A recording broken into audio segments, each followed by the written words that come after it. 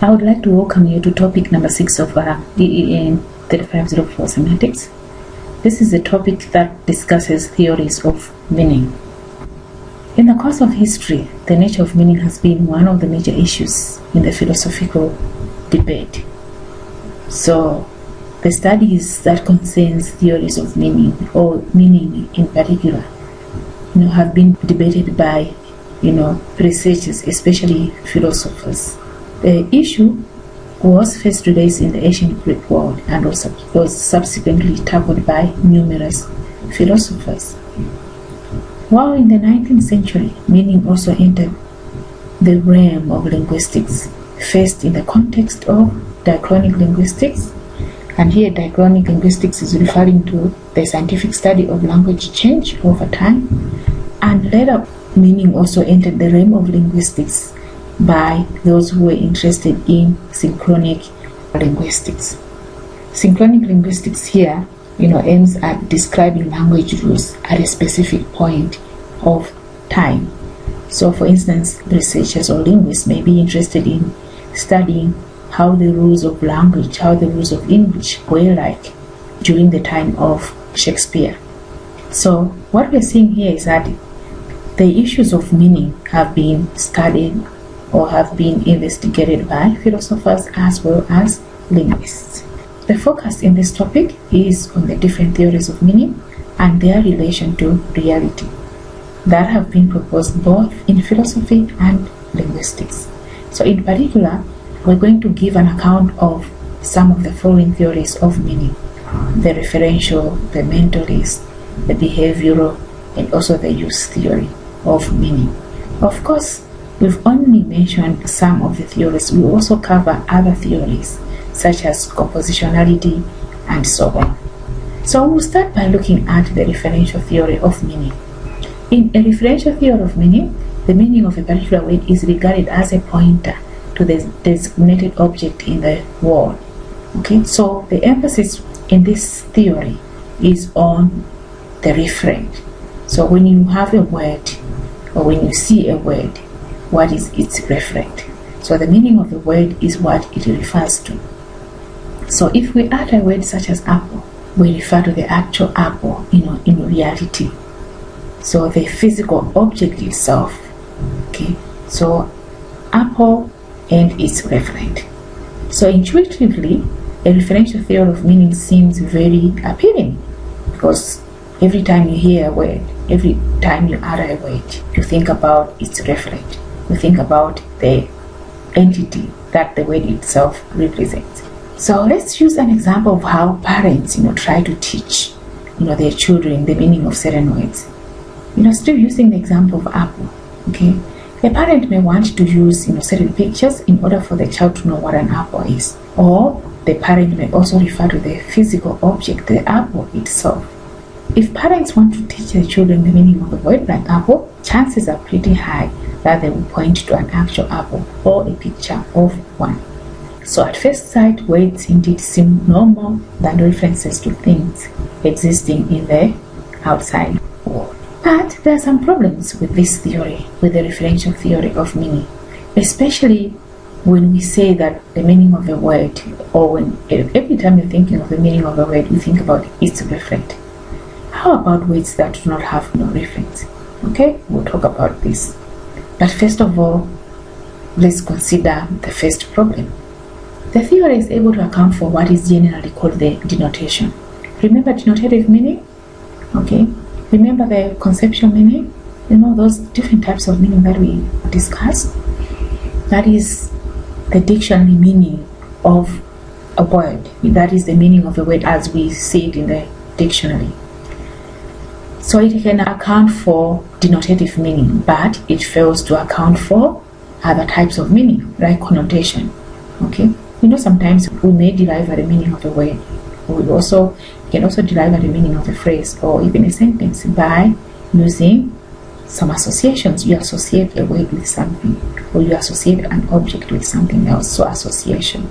So it can account. This theory can account for denotative meaning, but it fails to account for connotative meaning. Okay.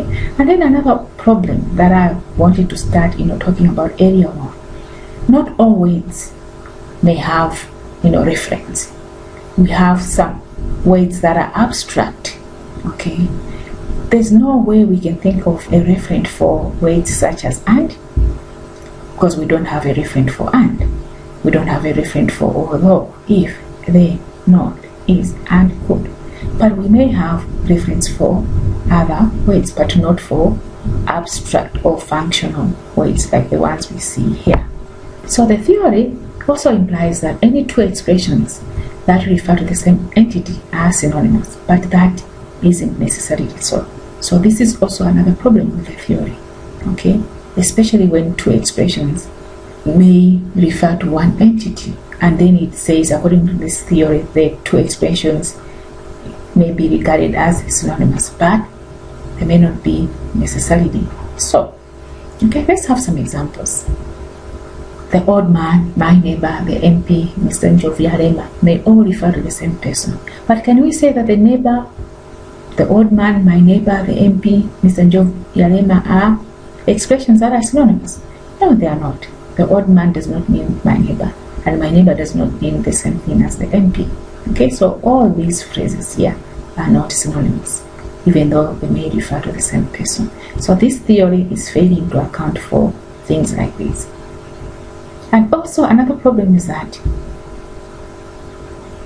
one word can refer to different objects at different times and yet have the same meaning.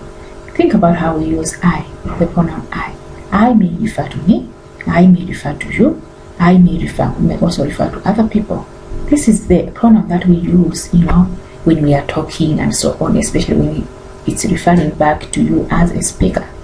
Okay, so I may refer to John when he uses it, and to Mary when she uses it, and I has the same meaning, but the referents are different. Okay, so this theory also is failing to account for issues, for things like, or for examples like these ones, where I may have the same meaning, but the referents are different. So the theory therefore fails to account for synonymy, thus treating meaning as a reference seems to capture only part of essence.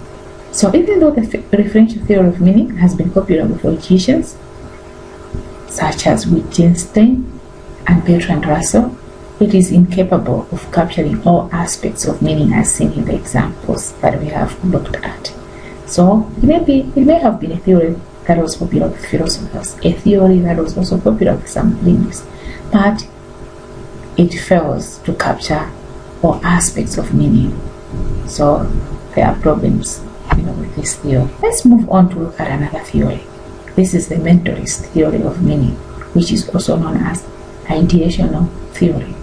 So ideational, so from the word itself, ideational, we have idea. So this is the type of theory that tries to represent meaning exclusively as ideas. Okay, so this theory is, being regarded as a solution. Okay, one that has been, it is being regarded here as a solution, to the problems that we encountered, especially when we have the first theory in mind. So people tried to come up with another theory that at least would account for, that at least would bring some solution to the problems that we encountered with the first theory. A mentalist theory of meaning associates the meaning of a particular word with a particular idea in the human mind. So what is being assumed here is that whenever a word is uttered, a human being, or there is an idea that is evolved in the human mind. Okay, so associating a word with a particular idea in the human mind. So the question that immediately follows here is that, what is this notion of idea? Or what this notion of idea actually entails? Surely it cannot be the mental representations that are present in each individual person. Because when we talk about a particular idea in the human mind, I may have my own idea of a word. You may also have your own idea of a certain word. Okay? So it is not possible to have similar mental representations of words. So these mental representations differ a lot among different persons. And I would like us to consider another example here. Okay? An example especially of the word strawberry. because now we're talking about ideas that may be evoked in a person's mind when a word is uttered. So think about the word strawberry. What is it that comes to your mind when the word strawberry is uttered? Okay, some people may think of an image of an appetizing dessert bread, possibly covered with lots of whipped cream, and then another person might prefer having strawberries with powdered sugar, and then another one without any topping at all. So we have different ideas of a strawberry. And then it is also possible to have another individual who is disgusted by the idea of strawberries, somebody who does not like strawberries at all. So different ideas of the same word, strawberry. So to be practically usable, the ideas need to have more generality, exceeding the individual level. But from the examples that we've seen, these ideas are specific, they are not general.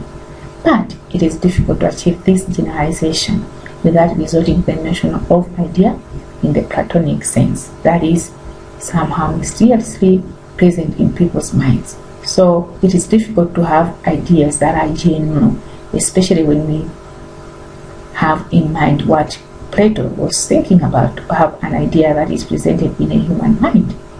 So in Plato's thinking, therefore, the notion of idea is particular and not general. So if you want a sound theory of semantics that can be implemented without any problems, you will need a theory that is not dependent on reference, like we saw in the first theory, or ideas. So because there were some problems with the first theory and also some problems with the second theory, some researchers, theorists, decided to propose another theory. This theory is the one that is referred to as the behavioral theory of meaning, which is also known as the stimulus response theory. Okay, this is a theory that was inspired by the behaviorist movement. Okay, if you recall the behaviorist theory that you've come across, I think, in some of the courses you've done in education, or even the behaviorist theory in another course, such as language acquisition or even language learning. So this behavioral theory of meaning was inspired by the behaviorist movement that became popular within the field of psychology. The American linguist Leonard Bloomfield defines meaning of a linguistic form as the situation in which the speaker utters it and the response which it calls forth in the hearer. So the focus here with this theory is on the response, the stimulus response, okay, when something is uttered. So the meaning of the word is thus reduced to the speaker's stimulus that elicits its use, and or the hearer's response to that word. That is according to this theory. There are problems, especially if you want to focus on the speaker's stimulus and also response and so on. As a human being, we may have different responses to a word. The response I may give for a word may be different to a response that you may have for a word. So a problem is that any word can occur in a wide variety of situations that have nothing in common, which is distinctive of the word. And then furthermore, different responses may follow a given word depending on the situation, and sometimes there follows no other response at all. So different responses by different individuals